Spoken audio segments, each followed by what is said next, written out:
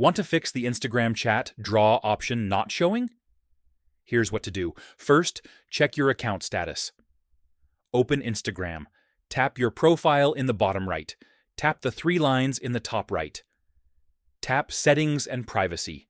Scroll down to More Info and Support. Tap Account Status. Make sure your account has no restrictions.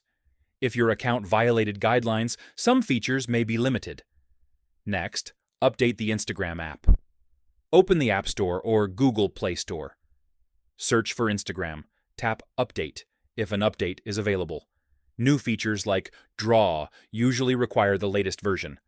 If it's still missing, reinstall the app. On iPhone, open Settings. Tap General. Tap iPhone Storage. Select Instagram. Tap Offload App. Then reinstall it. On Android, open App Info. Tap Storage. Tap Clear Cache and Clear Data. Now check the Draw feature again. Open Instagram. Go to your messages. Open any chat. Tap the plus icon next to the message box. You should now see the Draw option. And that's it. If this helped, like the video and subscribe for more Instagram tips and tutorials.